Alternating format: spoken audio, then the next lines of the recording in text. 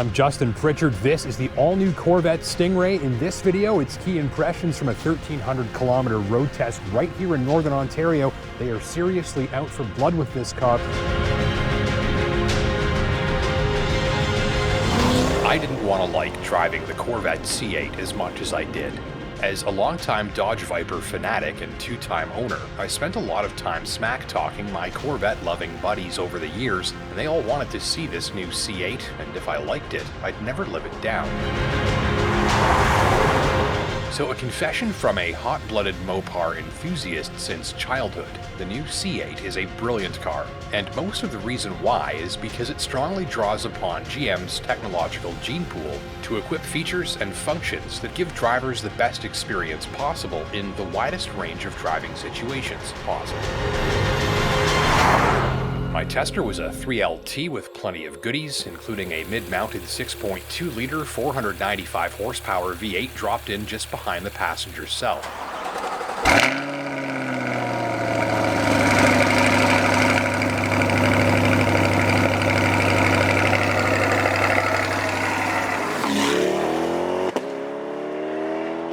Power goes to the rear wheels at the direction of a Tremec-built twin-clutch gearbox and ELSD differential, whose operation can be monitored from the instrument cluster.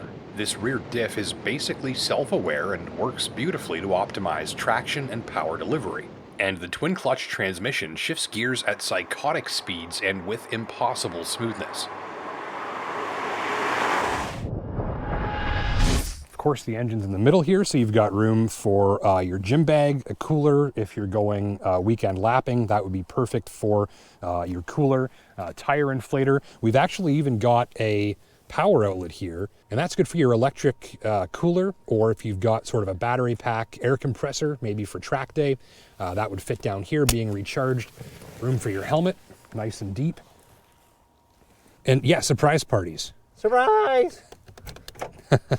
Like you're gonna fit someone in there. This covers the engine compartment and the rear cargo storage. So actually, this has been impressive how wide and deep this is. You've got that secondary trunk here. We've got room for camera guy James's equipment, tripod, and so on. Door handles under here, one leg, drop in, and then just sort of twist. You're gonna have to watch your foot in this area. It's a little tight. Once you're in here, you're very much wearing this car, and if you've driven something at this performance level before, you're probably used to having to do a bit of work to get in and out. I'll show you the getting out now. One leg, sort of lean on the seat, hand here.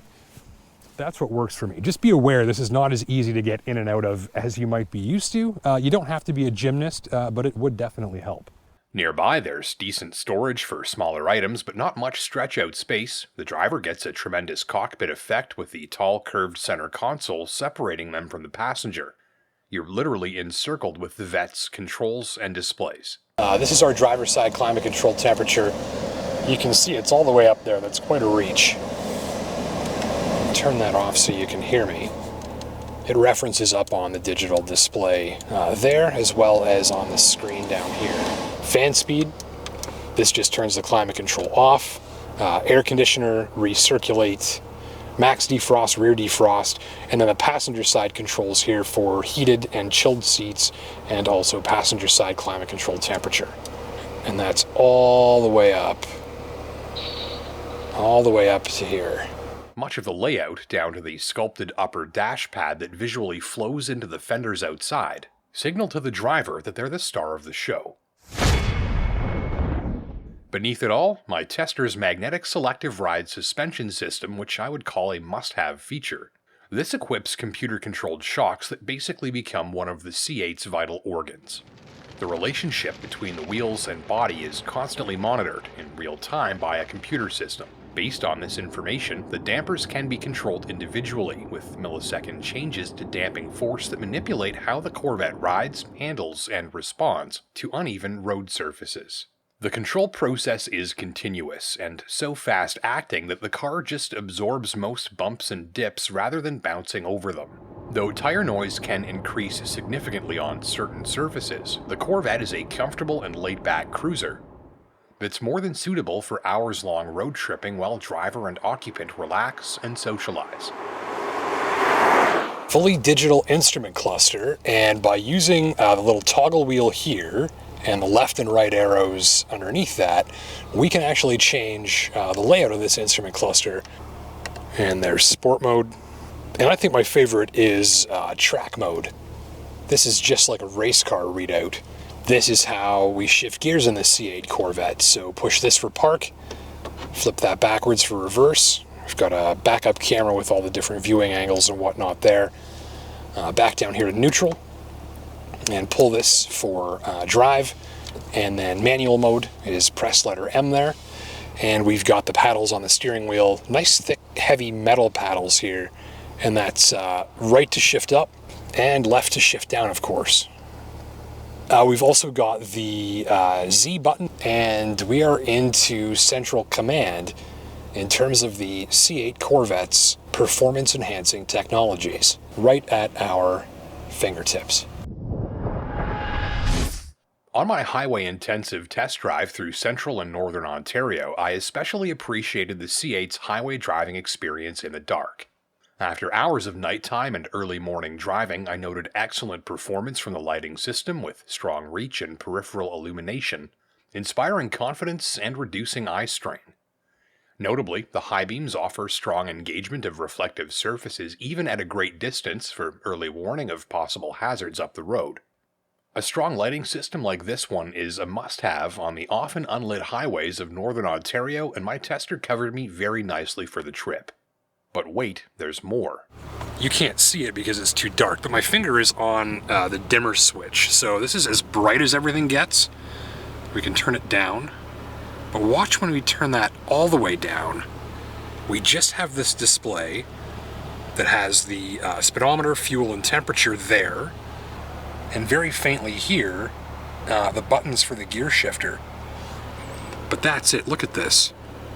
The cabin goes completely dark, and that means that the only light entering your eyes is coming from those headlights. And so if you're driving for 4 or 5 hours after dark, as I did the other night, I promise you, having the cabin blacked out like this does wonderful things for eye fatigue. Though comfortable for cruising and spectacular after dark, more passionate pursuits are what draw C8 shoppers in for a closer look. On one hand, you could drive your grandmother to church on Sunday in the C8 if you like. It can run stealthily quiet, rides comfortably, and can ooze smoothly through traffic without breaking 1500 revs. Driven like this, there's virtually no feedback from the engine, transmission, or driveline. In traffic, or while you're not in a rush, this engine needs hilariously low revs to rocket you out of a city traffic light while hardly making a peep. But at full throttle, when the chance arises, it puts on a hell of a show. The 6.2 loves to breathe. The displacement suggests a wallop of hard-hitting torque at low revs, perhaps enough to vaporize the rear tires in a heartbeat. Instead, a hard launch is met with an initial squat, leap forward, subtle wheel spin, and then a steadily rising surge of thrust and noise that piles on and swells up towards the red line. There's a strong feeling of rising action to the power curve that's refreshingly engaging, and increasingly uncommon as turbocharging and electrification move into the scene. The big V8 soundtrack is strong, deep, and smooth, and the next gear is engaged in hundredths of a second, with a click on the right-hand paddle for an upshift. Delay, contemplation, axle lash, forget about it. Even with the tires slightly lit up in first gear, a redline upshift into second prompts nearly nil feedback through the driveline, meaning drivers can hear the gear changes but rarely feel them. The flow of power to the wheels doesn't even get interrupted, and it's all incredibly smooth, remarkable, given the response time and shift speed this gearbox is capable of. All said, drivers get the sound and sensation of shifting gears with powertrain smoothness bordering on something all-electric. Just mind the sports exhaust system, as your local police force will hear you coming if you've got the flaps open.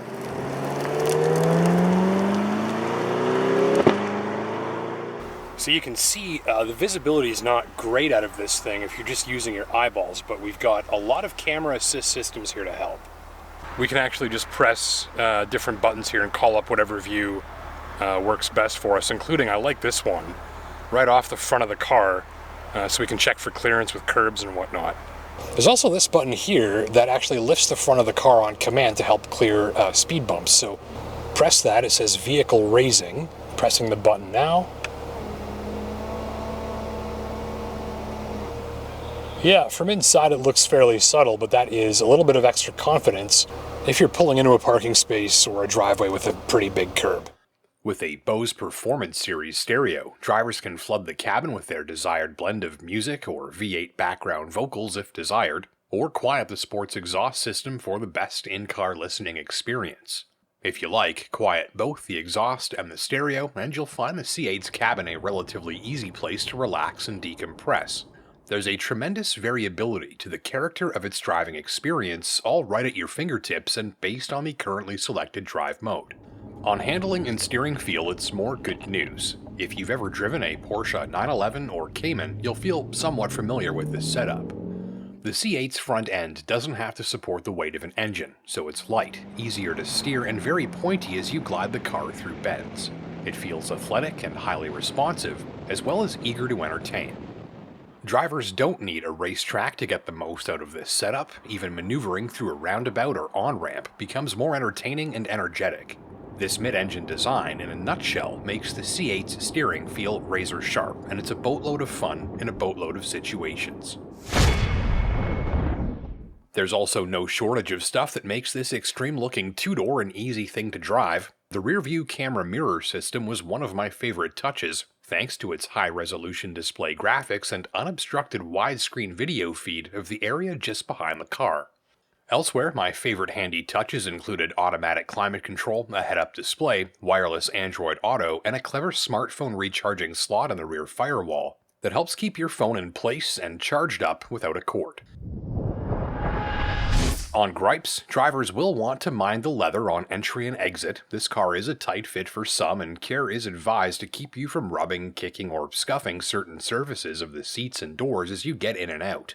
Elsewhere on leather, my tester's steering wheel rim could do with a slight upgrade, though the leather used through most of the C8's cabin has a high-quality look and feel. The stuff they've put on the steering wheel rim looks and feels lower budget, a notable complaint given that you're always touching and looking at it. The remote trunk and frunk releases on my tester's remote were a bit fiddly, and the tires and suspension can bind and scrub at times when parking, especially in the rain. That's par for the course with a car with performance capabilities like this one. In all, the new C8 Corvette gives drivers a comprehensive technological toolkit that can be deployed to fine-tune the driving experience to its owner's specific tastes. And while engineered for extreme feats of performance and speed, drivers can expect an encouraging, confidence-inspiring driving experience that's easy to enjoy across a wide range of situations. Thank you for watching. My name's Justin Pritchard. Until next time, take care and drive safe.